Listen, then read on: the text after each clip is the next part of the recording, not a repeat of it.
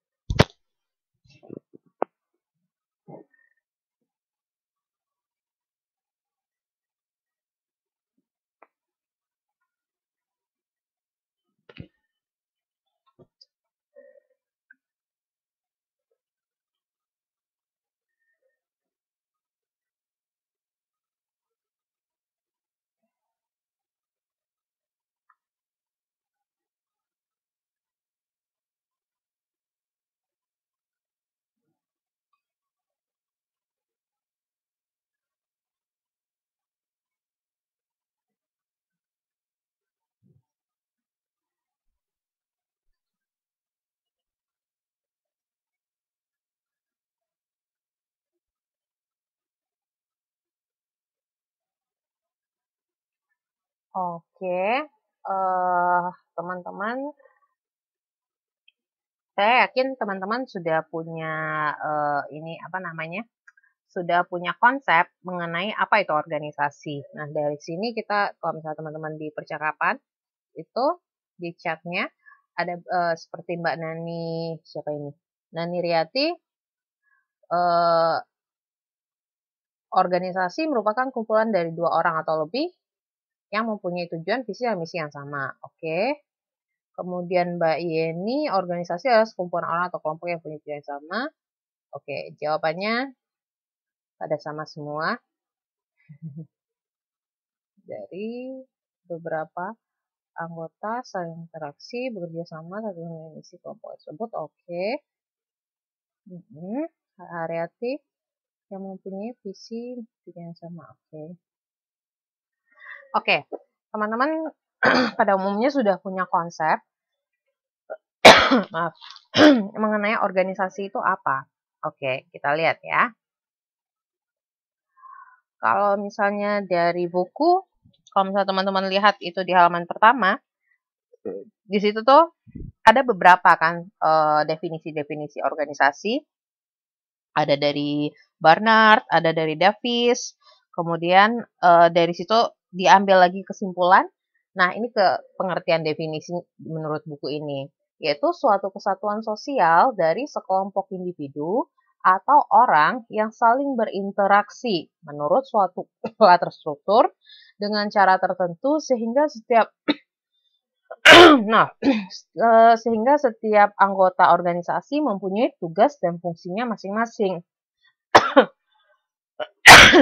dan sebagai suatu kesatuan yang mempunyai tujuan tertentu dan juga mempunyai batas-batas yang jelas sehingga organisasi dapat dipisahkan secara tegas dari lingkungannya.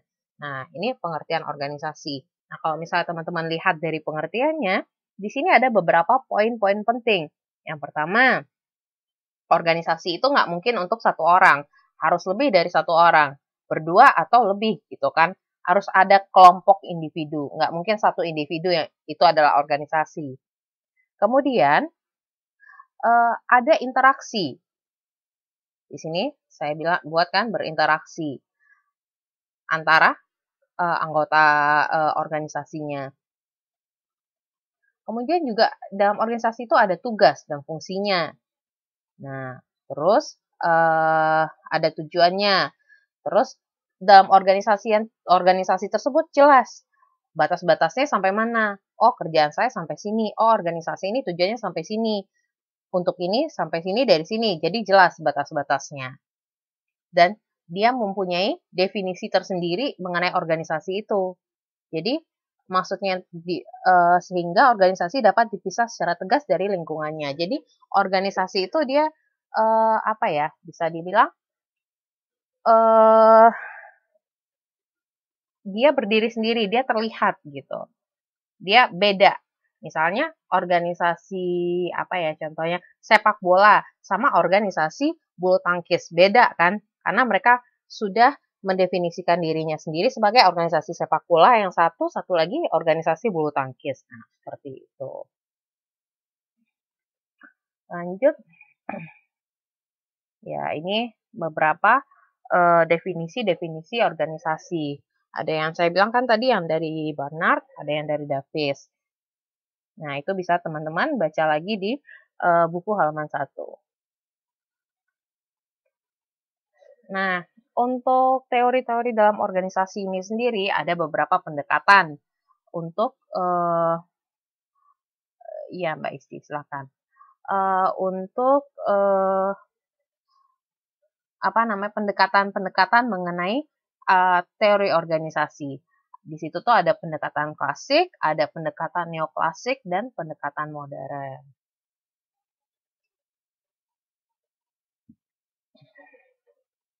Nah, kita masuk dulu ke pendekatan klasik.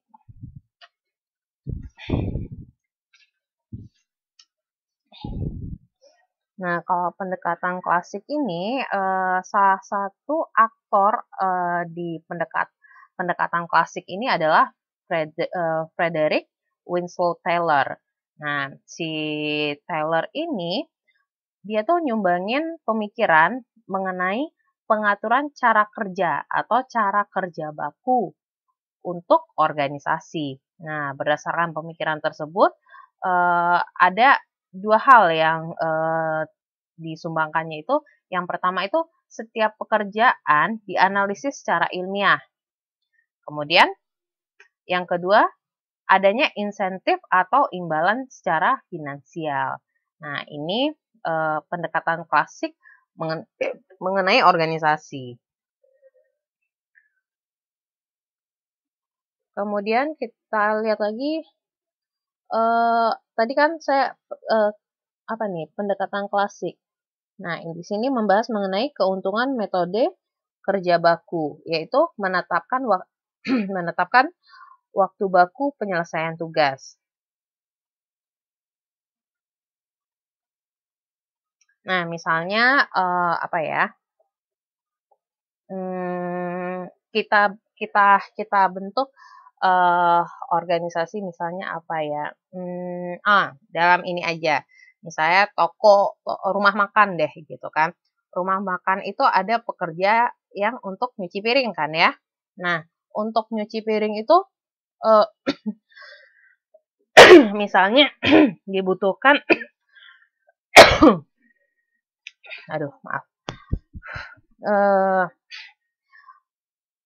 misalnya ada 10 piring yang harus dicuci gitu kan. Kemudian kapasitas kerja baku itu lebih ke arah atau kapasitas kerja waktu itu bisa juga dikatakan sebagai waktu baku. Misalnya dalam 10 piring itu harus diselesaikan dalam 10 menit misalnya kan. Berarti 10 per 10. Artinya organisasinya bernilai 1. Nah, begitu. Kira-kira seperti itu. Ini yang dari pendekatan klasik. Nah, di sini ada apa namanya ini, pengaruh konsep kerja baku secara implisit terhadap organisasi. Yang pertama itu adanya penegasan mengenai perlunya keseimbangan antara tanggung jawab dan wewenang yang terdapat pada suatu jenis pekerjaan. Kemudian, yang kedua, itu ada pemisahan tugas-tugas yang berbeda dan pengelompokan tugas-tugas yang sejenis. Nah, jadi tugas-tugasnya itu dikelompokkan secara spesifik gitu. Kemudian memperkenalkan penggunaan standar. Jadi ada standarnya dalam pekerjaannya. Misalnya kayak cuci piring itu misalnya kan, oh ini harus bersih, nggak ada nodanya, kemudian nggak ada baunya. Misalnya seperti itu standar yang ditetapkan. Kemudian adanya standar membuka kesempatan untuk menetapkan secara adil upah maupun upah perangsang sebagai alat untuk memotivasi pekerjaan. Misalnya seperti yang tadi kan, dalam 10 menit harus mengerjakan 10 misalnya piringnya. Mungkin kalau misalnya ada yang bisa mengerjakan lebih, upahnya mungkin lebih, misalnya seperti itu. Ada bonusnya. Jadi ada lebih adil gitu misalnya si A misalnya bisa mengerjakan pas gitu 10 menit ya 10 piring. Nah, si B ternyata dia bisa mengerjakan dalam 10 menit 14 piring, ada lebihnya 4. Jadi ada bonusnya. Jadi adil pemberian upahnya. Seperti itu. Kemudian kita masuk ke pendekatan kedua, pendekatan neoklasik. Nah, pendekatan ini muncul dari penelitian yang diadakan oleh Elton Mayo dan teman-temannya. Nah, pendekatan neoklasik ini juga disebut sebagai pendekatan human relation.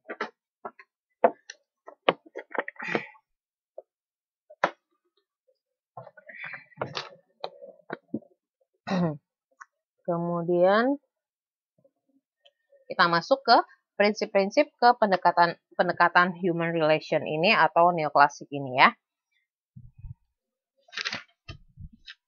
Nah, di situ tuh ada 3 sekurang-kurangnya pendekatan yang berpegang pada pendekatan neoklasik ini berpegang pada beberapa prinsip seperti organisasi adalah suatu sistem sosial. Jadi ada hubungan antara anggotanya. Jadi ada interaksi sosial antara anggotanya, anggota organisasi tersebut. Kemudian yang kedua, interaksi sosial itu menyebabkan munculnya kelompok non-formal organisasi yang memiliki norma tersendiri yang berlaku dan merupakan pegangan bagi seluruh anggota kelompok. Nah, norma ini berpengaruh terhadap sikap maupun prestasi para anggota kelompok. Nah, kemudian yang ketiga, itu ada interaksi sosial antara anggota organisasi bisa dan perlu diarahkan agar pengaruh bersifat positif bagi individu maupun kelompok. Jadi interaksi sosialnya diharapkan bisa mengimprove organisasi tersebut begitu ke arah yang positif atau yang lebih baik seperti itu teman-teman. Kemudian kita masuk ke pendekatan yang ketiga yaitu pendekatan modern. Nah, pendekatan modern ini dipandang sebagai pendekatan yang mampu menyatukan keseluruhan pandangan dalam analisis organisasi. Nah, pendekatan ini berawal dari penelitian John Woodward di tahun 1950-an yang menyumbangkan ide bahwa jenis teknologi mempunyai pengaruh terhadap bentuk organisasi perusahaan.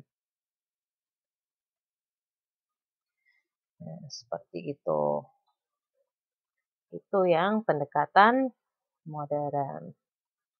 Kemudian yang penelitian si Woodward ini aduh. Bentar ya.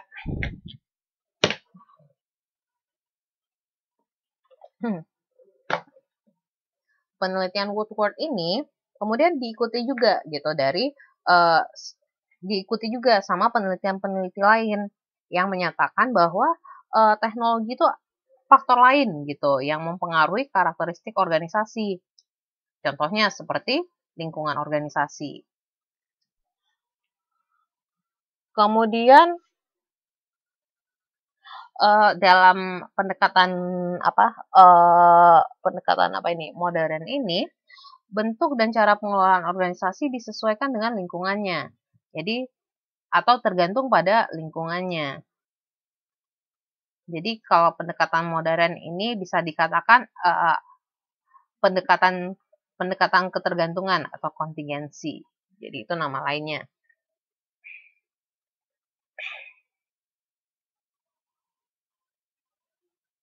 Nah, kemudian di sini kita masuk ke perbedaan pendekatan modern dan dua pendekatan sebelumnya.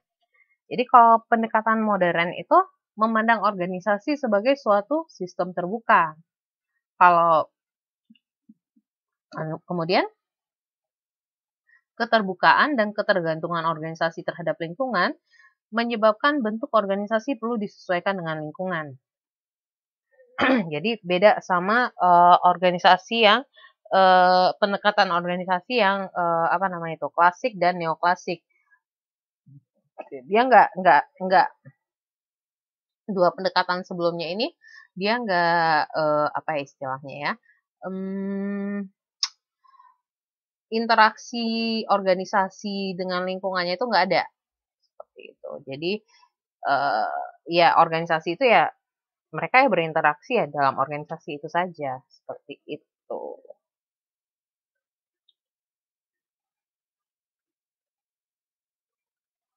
Yo. Kemudian dari tiga pendekatan itu bisa kita simpulkan bahwa contoh pendekatan klasik itu organisasinya ada, tapi aspek sosialnya kurang. Kemudian kalau pendekatan neoklasik itu organisasinya bisa dibilang kurang bagus gitu, tapi dari aspek sosialnya dia bagus. Nah, kalau misalnya pendekatan klasik dan neoklasik itu dia tertutup. Dia lebih ke internalnya saja atau dirinya sendiri saja dalam organisasi itu saja. Kemudian kalau pendekatan modern itu menyeimbangkan antara kepentingan organisasi dan aspek sosial atau lingkungan di sekitar organisasi tersebut. Nah, kalau pendekatan modern itu dia terbuka. Kemudian dia juga ada ketergantungan terhadap lingkungannya. Seperti itu. Nah, kita masuk ke ini lagi ke acuan dalam pembahasan teori organisasi, kegiatan belajar 2. Yang kegiatan belajar 1 cukup paham ya. Jadi untuk kegiatan belajar 1 ini teman-teman harus benar-benar bisa membedakan antara tiga pendekatan itu. Yang klasik, neoklasik, sama modern. Teman-teman harus sudah paham gitu. Oh, ini pemahaman organisasi yang modern seperti ini, klasik seperti ini, neoklasik seperti ini. Kemudian pengertian organisasi itu apa? Oke? Sip, kita lanjut. Kita ke acuan dalam pembahasan teori organisasi. Ya, kegiatan belajar 2. Dalam hubungannya.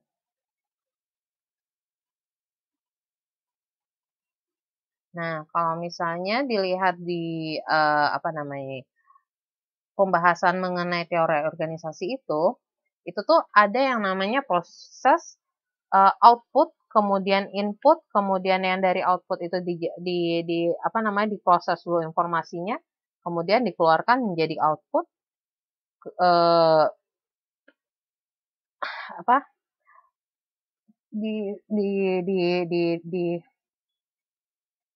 diberikan lagi kepada lingkungan, dapat lagi input, jadi itu proses yang berkesinambungan. Jadi organisasi ini juga sebagai disebut juga sebagai proses input output. Jadi dalam organisasi itu ada yang namanya proses input output. Jadi di input dari lingkungan, misalnya ada saran dari lingkungan untuk organisasinya, kemudian sarannya itu diproses, kemudian dibentuk produk, dibikin output, kemudian dilempar lagi ke lingkungan. Nah, jadi itu adalah proses yang berkesinambungan terus-menerus.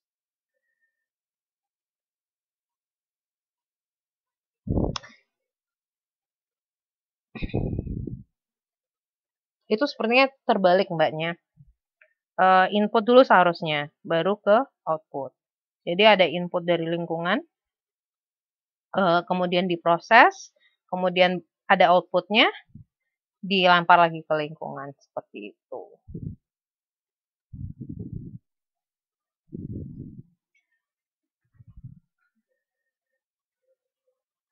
Oke ya, kita lanjut ya, Mbak Nani Iriati. Kemudian kita masuk ke dimensi organisasi. Apa-apa saja itu yang dimensi organisasi.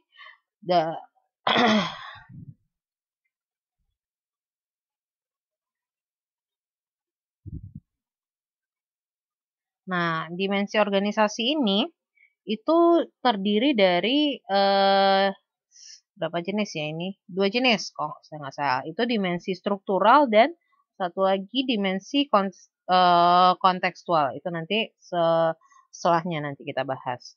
Nah, untuk dimensi struktural ini menggambarkan karakteristik internal organisasi yang terdiri dari dimensi-dimensi berikut. Jadi, ada formalisasi, ada spesialisasi, ada standarisasi, ada sentralisasi, ada hierarki kekuasaan, dan kompleksitas. Itu kompleksitasnya itu vertikal dan horizontal. Nah, ini untuk dimensi organisasi struktural. Kemudian kita masuk ke yang kontekstual. Sebentar ya.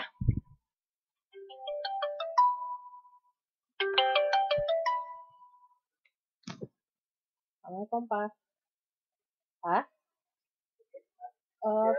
Fitri lagi ngajar, nanti Fitri telepon setelah ngajar ya. Oh, ngajar kamu? Iya, lagi ngajar. Nanti Fitri telepon lagi. Ya udah, ada apa-apa. Assalamualaikum.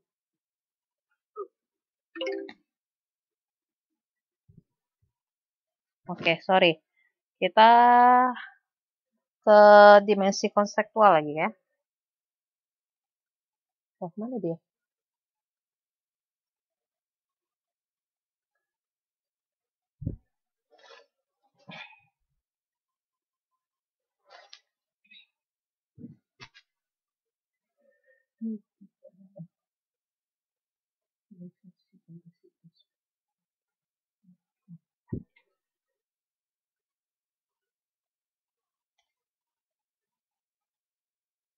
Kemudian kita masuk ke dimensi kontekstual. Nah, dalam dimensi kontekstual ini itu menggambarkan karakteristik keseluruhan organisasi dan lingkungannya yang terdiri dari ukuran organisasi, kemudian teknologi organisasi, dan lingkungan. Kalau ukuran organisasi ini biasanya diukur dari banyaknya anggota organisasi tersebut.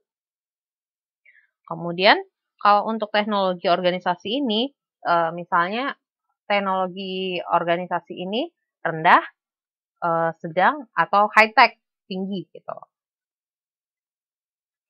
Kemudian kalau lingkungan, ya seperti elemen lingkungan yang terdapat di luar batas organisasi ya di lingkungan sekitar organisasinya tersebut yang berpengaruh terhadap organisasinya. Jadi ini dari segi dimensi dimensi kontekstualnya. Oke, ini teman-teman paham lah ya, mana yang dimensi struktural, mana yang dimensi kontekstual. Jadi bisa membedakan. Oh, yang ini bagian dari organisasi struktural itu karakteristiknya ini formalisasi, kompleksitas, profesionalisme, konfigurasi, ya. Itu bisa teman-teman baca di halaman buku 18 dan 19. Yang untuk modul 1. Kemudian kita lihat lagi ke tingkatan dalam analisis organisasi. Jadi kalau misalnya teman-teman lihat buku di halaman 21, saya ada nggak ya di sini? Oh, ada. Tingkatan yang perlu diperhatikan dalam menganalisa perusahaan itu bisa dibilang dari arah analisisnya itu dari yang paling besar dulu, kemudian ke yang paling kecil. Maksudnya paling besar saya maksud di sini ini adalah yang paling luar. Kemudian baru ke inti permasalahannya, ke individunya. Jadi dilihat dari lingkungan organisasinya dulu, kemudian organisasi secara keseluruhan, kemudian bagian-bagian organisasinya, kemudian baru ke kumpulan individunya. Jadi kalau misalnya teman-teman melihat dari gambaran pemecahan permasalahan dalam organisasi itu bisa dilihat dari gambar ini. Nah, teman-teman bisa lihat kan kalau wow. Kenapa ini? Kenapa hang?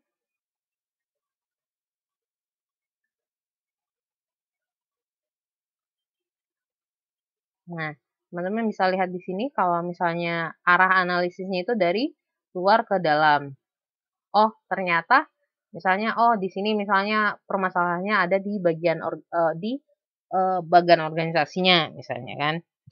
Jadi pertama itu dilihat dari lingkungan organisasinya dulu, kemudian dari organisasinya, kemudian dari bagian organisasinya, kemudian baru dari kumpulan organisasinya. Jadi begitulah proses dalam menganalisis permasalahan dalam organisasi. Kemudian kita lihat dari lingkupan pembahasan. Lingkup pembahasan.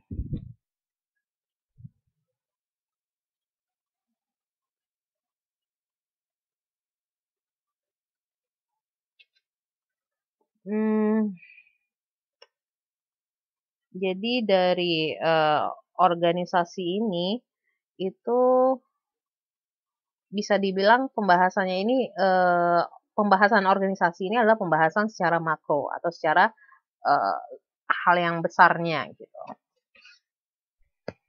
Nah, kalau dari pandangan makro ini beranggapan bahwa keberhasilan organisasi itu sangat tergantung pada kesesuaian adaptasi si organisasi ini terhadap kondisi lingkungan di sekitar organisasinya ini. Jadi kalau misalnya organisasi ini bisa beradaptasi dengan lingkungannya, ya organisasi ini bisa berumur panjang.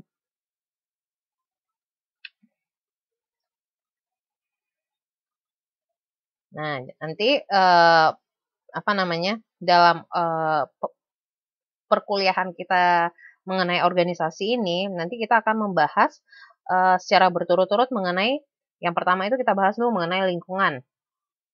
Jadi itu kita melihat atau menjelaskan cara melihat dan mengukur lingkungan, kemudian bermacam-macam jenis lingkungan dan pengaruh lingkungan terhadap organisasi. Kemudian setelah itu kita baru bahas mengenai efektivitas organisasinya, kemudian baru aspek internalnya, kemudian baru bentuk dan struktur organisasinya. Jadi ini yang bakal kita bahas dalam perkuliahan organisasi kita. Baiklah teman-teman, kira-kira untuk modul 1 sekian dulu penjelasan dari saya. Teman-teman ada ada yang mau ditanyakan, silakan ditanyakan. Silakan diketik kalau ada pertanyaan.